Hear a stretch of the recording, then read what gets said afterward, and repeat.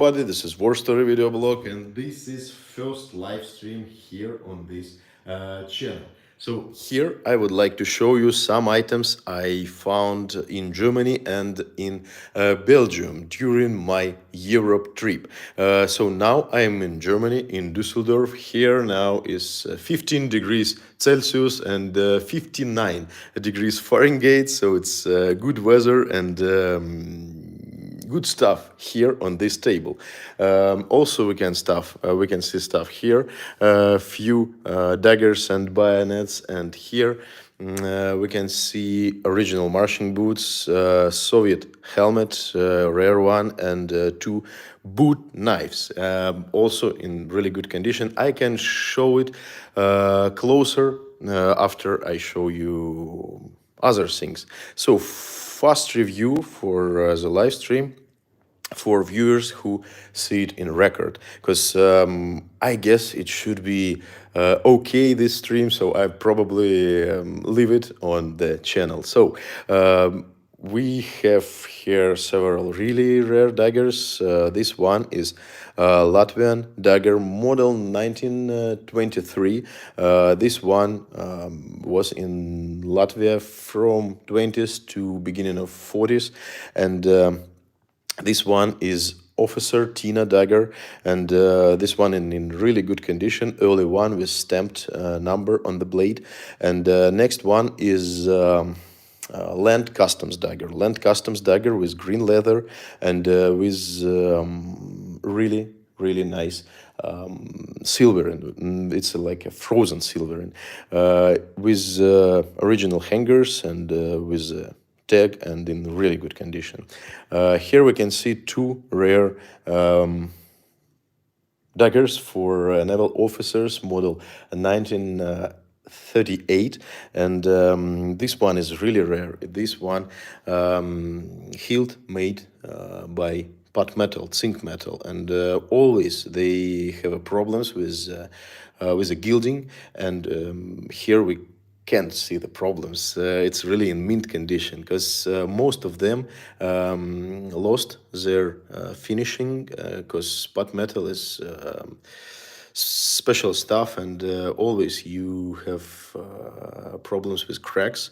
You know what I mean, cracks on zinc, and always you lost your gilding on the zinc navy daggers. So here we can see it's in mint condition, and 100% gilding still here.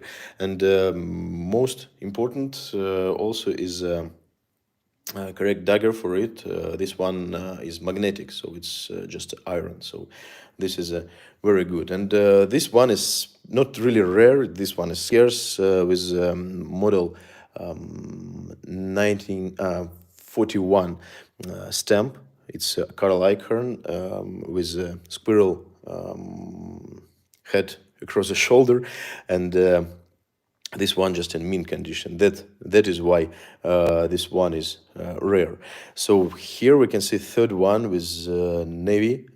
This is miniature of Imperial Navy, and this one is also in mint condition. Is WKC marked here, and this one is in really great condition. I found it in Belgium, and this one is awesome. So we can see here dedication inscription, and it came with original box. We can see here, and this one in a box condition. You know what I mean? So it's never issued. So that's really cool. Never worn and stuff like that. Here we can see. Oh wow! Look at it. Mirror. Here we can see deluxe hunting dagger model. It made during 30s, and this one is deluxe, a little bit shorter, and really nicely done. And what important thing we can see here? Let me add some lights here. What important thing here, we can see not a boar, we can see wolf head here. This is quite rare, because most of this type of daggers have just boar head, but here this is a wolf head. this amazing stuff, and in really good condition, and in full complete. So we can see here hanger, we can see here portapy, and it's really hard to find this stuff, and this one is really nice. And look at that burnishing on gilding, so it's really nice. Cream shield also here in near mint condition with a carton background with carton stuff on the back, so it's also very interesting. And here we can see officer visor cap for Wehrmacht for here. So this is a white piping, and white piping, it means not just Wehrmacht, this is like infantry.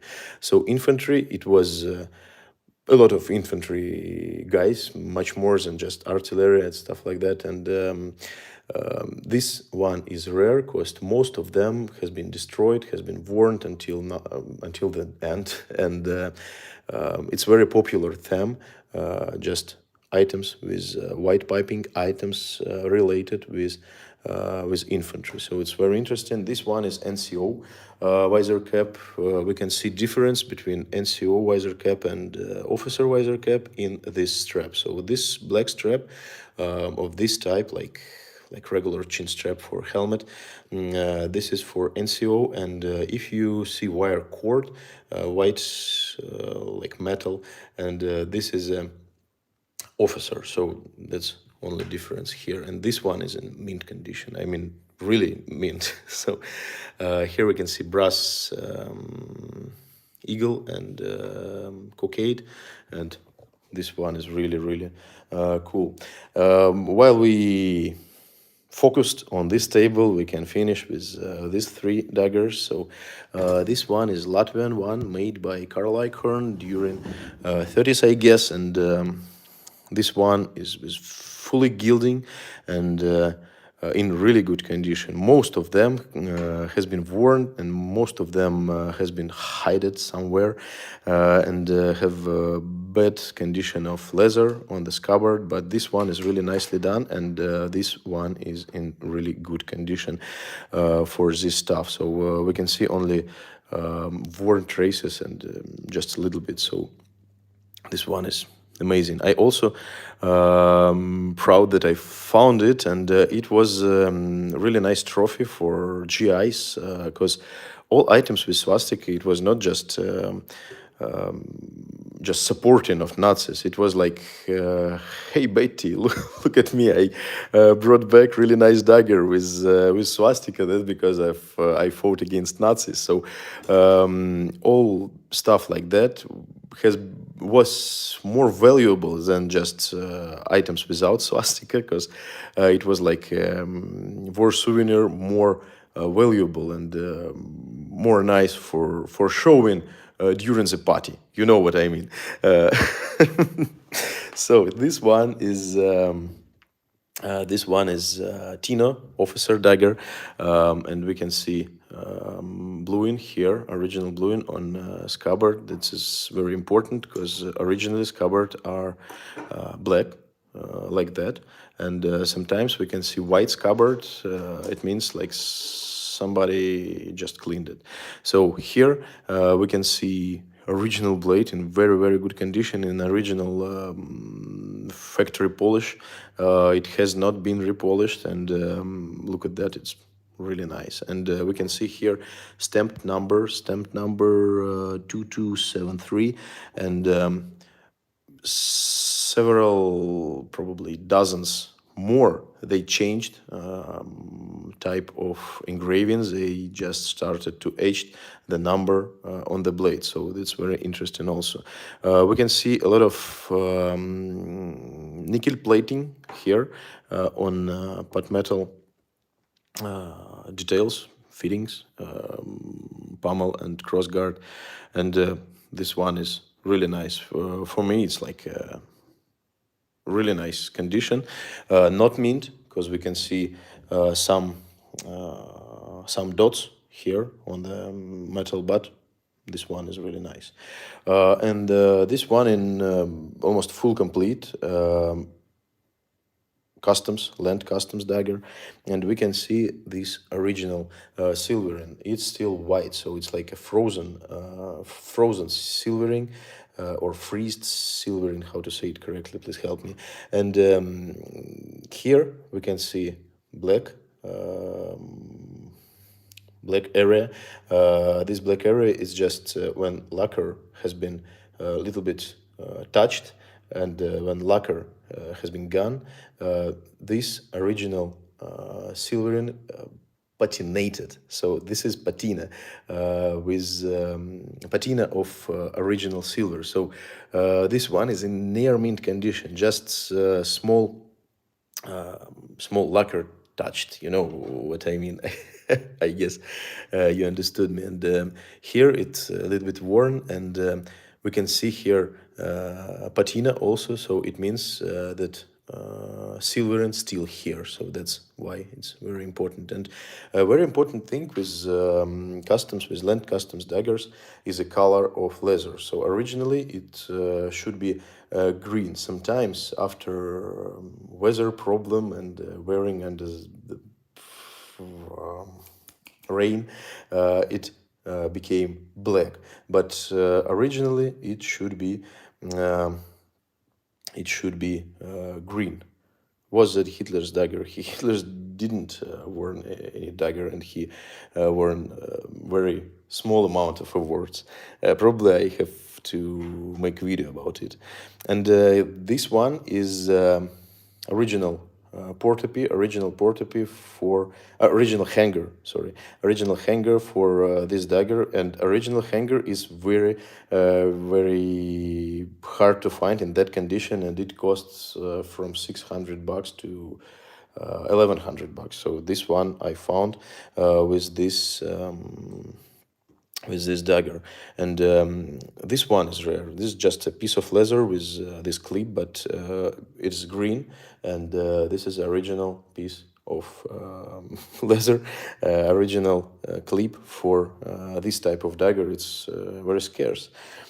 So if you have any questions with this stuff, just let me know and I can explain more about it.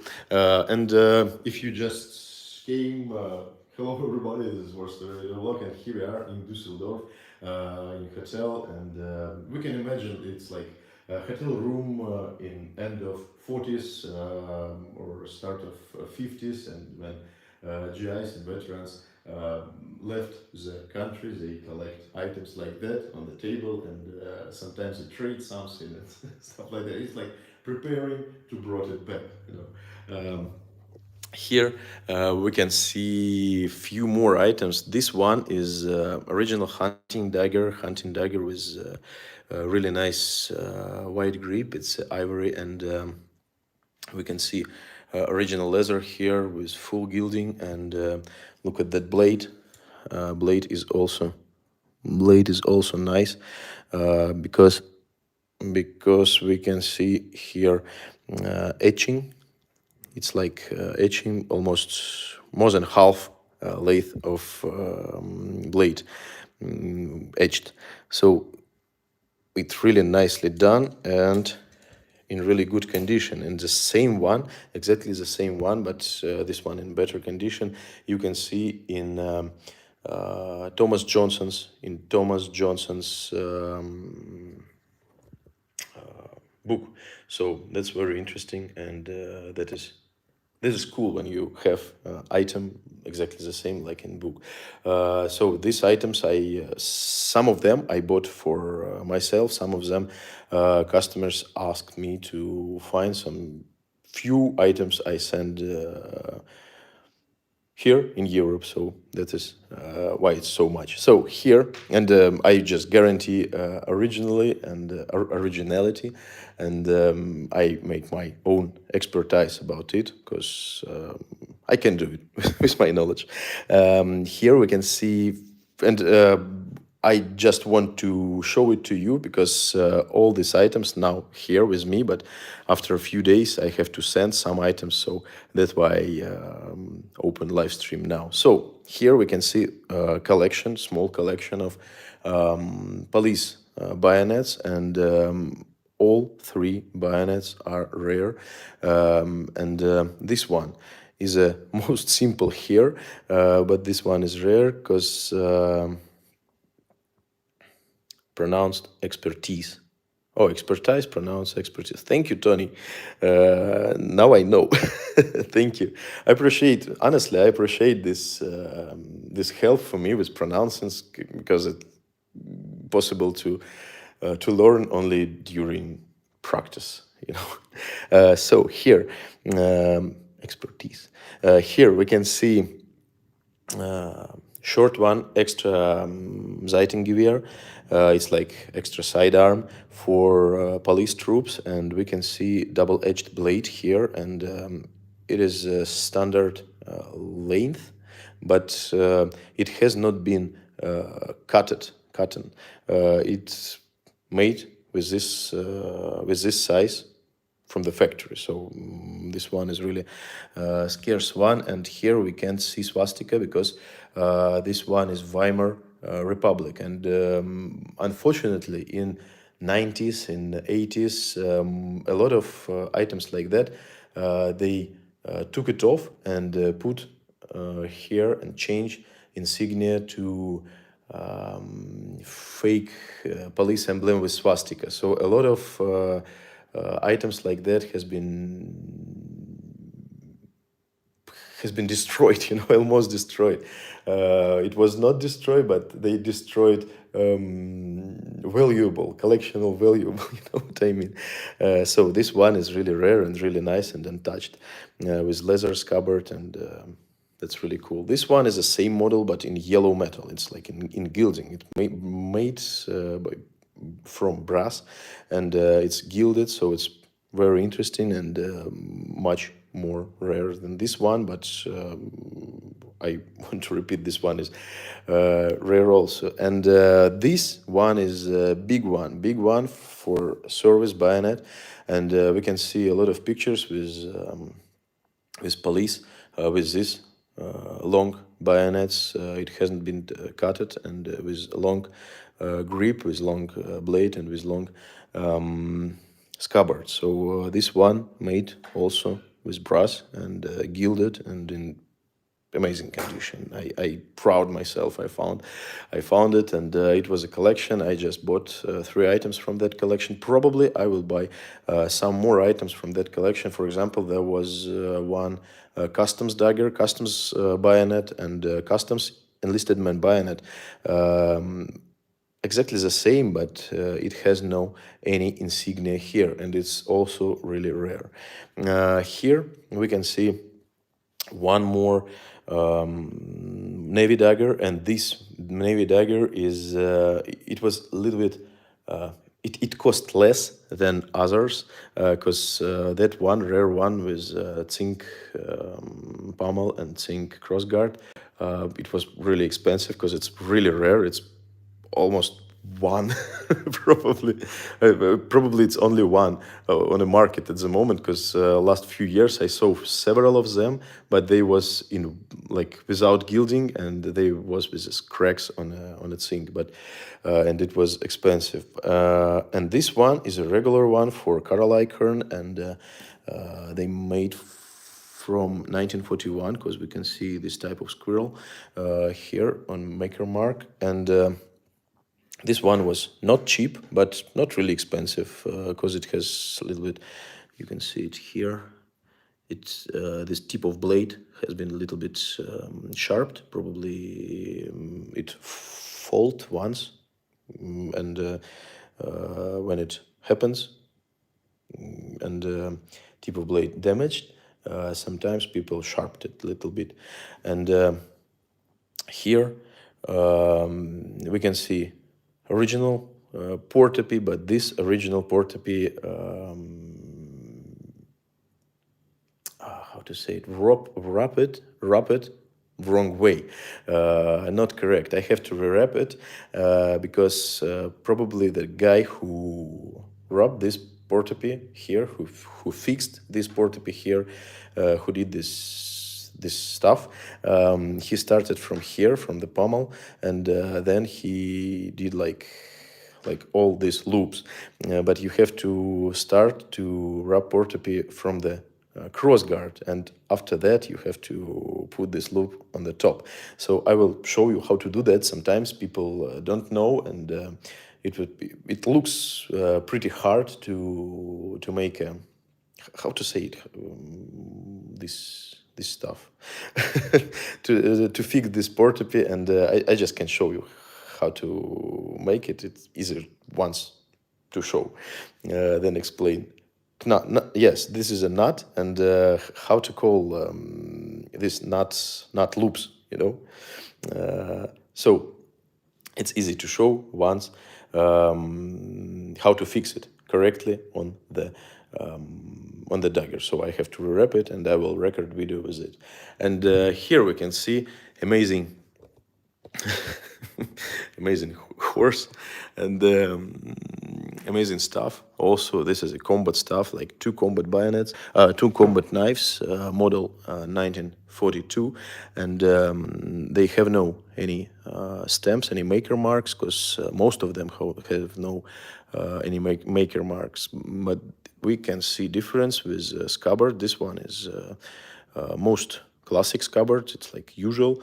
With this scabbard, you can wear this knife like on the boot, like here, or you can use it with your clothes and stuff like that. And this is a late model hanger with rivets here, and you can't remove it easily, you can't fix it here on the boots, but anyway, this one is original and much more rare than this one. But I can't make decision when I see two original pieces with reasonable price. I just buy both of them, because people sometimes ask me, Alex, please find for me something interesting like combat bayonets or combat knives. So here in Belgium, it's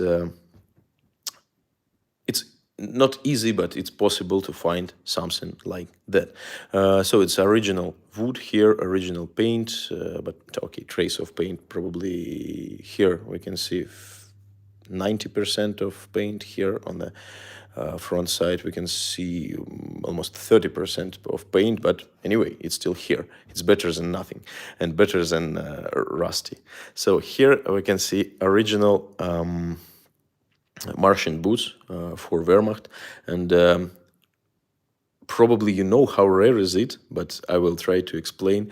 This one is rare because it was millions of this type of boots. It was just usual boots for soldiers and NCO, but most of them has been destroyed during war, and after the war, most of them has been modified for civilians. They just deleted all this stuff, all these pins, and because it's very uncomfortable to wear it during the winter. It's very cold, and during you walking on the street, just the street, it's you feel like you drive car with a winter car, you know, with this stuff in the you know, in regular road. So it's very uncomfortable. So they just delete all metal pieces and removed the bottom of boots. You know what I mean? So it's they modified it, and when collection piece has been modified, it's cut at the price, and this one is more valuable when you see it's in all original condition, and that's why I bought it. I have in my collection two of them, one pair in factory mint condition. It was brown, and it was early and amazing piece, and one in condition like that, when you can place it with any mannequin with worn uniform. But when I see this stuff, I just buy it because in that original condition, I just buy it because it's very, very, very interesting to find it, and it's very hard to find when you need it. So sometimes people ask me to find stuff like that, and I just buy it for in case of somebody ask. And also interesting item we can see here. This is the left one. You can see stamp L, and this one is right one. So here Germans marked everything. Everything here we can see stamps. We can see stamps here also. And look at that. It's model. It's made during 1942, and this one has two sides. So it's like double leather. Here it's also very interesting, and this is a classic for Eastern Front. And here on the top we can see Soviet helmet, model 1936, in very good condition, and this one is in, the star is in very good shape, and sometimes you can see the cracks here, and most of Soviet helmets has problems with a star, because this is not a decal, this is the paint. So, and this paint a little bit bigger here, thicker, thick, I guess, yeah, when it's bigger. So sometimes it's a problem with a star. Here there is no problem, so it's really nice. And this one in original paint, and if you're interested in, I can make some pictures and place it in our community here in YouTube. And here we can see stamp. This is 37. 37 is a year of production, so this is also very important, black stamp inside. There is no liner here, because not most of, but a lot of helmets during winter war in Soviet Finland war, most of a lot of helmets has been modified for wearing with a winter hat, like Ushanka. So they just deleted liner, put it somewhere, and worn it without liner, just with a Russian winter hat. So it's a Soviet helmet. I also found it very interesting to find it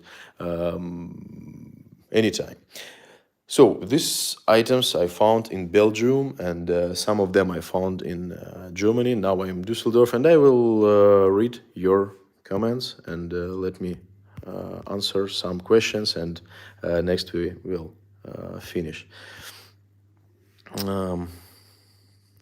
Are you in Russia? No, I'm in Düsseldorf in Germany, and then I will go to back to United States. I saw once when I was in Italy, Venice. I saw one white dagger. It costed $100, euros. It was like 10 years ago, probably but in Italy it's a special laws with daggers, so it's I don't remember, it's forbidden or almost forbidden items with double-edged blades and stuff like that, so be very accurate with it. Also in Germany there's a different law.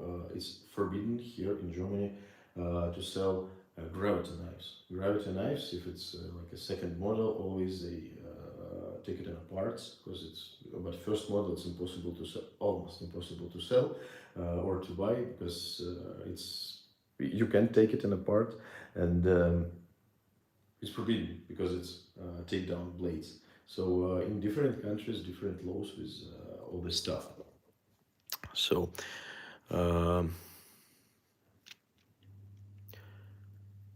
do you ever have Imperial Russian items? Mr. Whitman had an amazing Imperial Russian daggers.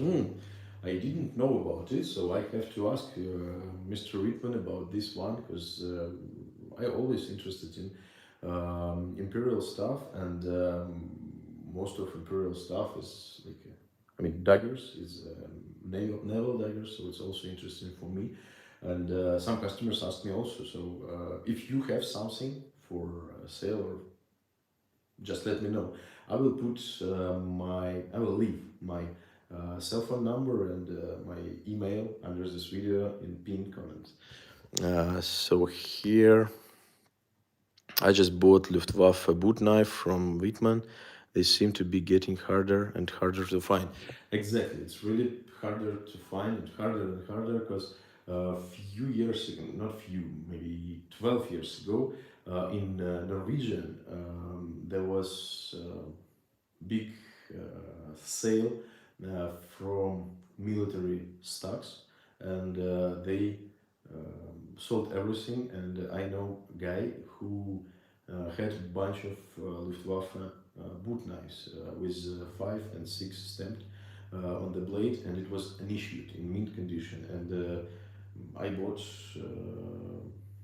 dozens of them from him, but and it was easy, and it costed probably around 350 euro, almost $400. But now it's impossible to find it. He already sold every item, and there was no any additional sales from that stocks, because I guess they sold everything. So it's really hard to find something like that, and sometimes you can see a bunch of items, and you think that it will be always, but in few years you realize that, oh, it's almost gone. So with this Luftwaffe boot knives, the same story. Here, it was on one of his videos. Oh yeah, I have to check it. Like he looks. No. Снова здравствуйте. Yes. Hello, Nikolai Kashnik. 10 years ago. So, I guess this live stream, I hope you enjoy this live stream, so I can show you one more, my display, and then, if you don't have any questions, I will say goodbye. So, today we saw this amazing display, and this display with rare daggers, and with Tino, with Latvian dagger, with Land Customs dagger, with two naval daggers, Third Reich period, and this one with extremely rare pattern, and this one is miniature of Imperial dagger deluxe with a wolf head on a clamshell, and cream shield, and Nco Wehrmacht infantry visor cap. Here we can see three police bayonets, and this is for guys who just joined us. This is hunting dagger, exactly the same one like published in Thomas Johnson book, and this one is not expensive naval dagger, the same model like that one. And here we can see amazing pair of Martian boots for Wehrmacht, Russian helmet model 1936, made during 1937, and two boot knives. So there was one question, and we will finish. What is the cheapest dagger? It's two questions. What is the cheapest dagger? If we can see here, well, probably cheapest dagger is this one. Yes, exactly. This one is cheapest dagger, because here in this display, because other costed a lot. Some of them, it was several several thousand and more. This one probably is one of cheapest, and this one, it's a huge one with really cool one, but this one is a WKC before Third Reich period, and this one is a traditional one. So for decoration is a really cool piece. But if we see hunting dagger with swastika, with Nazi period hunting association, it cost more than this one. This one, it has been bought in a pile, so it was a little bit more than 1,000. This one about 2,500 or 2,700, but it was in euro, so we have to convert it in USD. Yeah, cheapest, lowest price. And Would you say it's better to have a near mint SA dagger from a common maker or a decent dagger from a rare maker? Well, for me, um, it's better to have both of them. But anyway, for me, it's better to find something in interesting condition. And if you have just one piece and you want to buy only one piece, I prefer better condition, honestly. So if you have a lot of items, if you have a bunch of them, and if you have full collection one by one with all maker marks, it's better to find something new. But if you want to buy only one, on my opinion, just pick the better condition. And if you want to sell it next time, it's much more easier to sell. So that's also why. Okay, probably we can finish for today. And I would like to say you thank you very much for this conversation and for this live stream, because it was the first live stream in English. And honestly, I got nervous a little bit about it, because sometimes it's difficult to say something in Russian, but when you say something in English, it's probably more difficult than it is. But it was okay, I guess. I guess I will have to leave it here on YouTube. Don't delete it. So let me know how you find it, how you find items I shown you, and okay, see you real soon. It was a lot of videos I filmed for you from museums, also in Belgium museum, in the German museum. I will make video in few days in Zinsheim. If you have any prefer with any museums, please let me know. While I'm in Germany, I can visit something, because my route is like,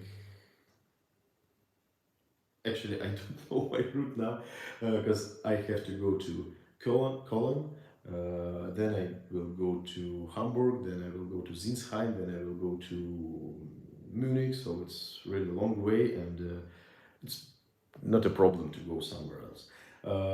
And then I will go to back to the United States. Probably it will be second live stream, but anyway, let me know how it was. And thank you for watching until the end. Thank you for discussing with me, and see you real soon. And now we have to finish.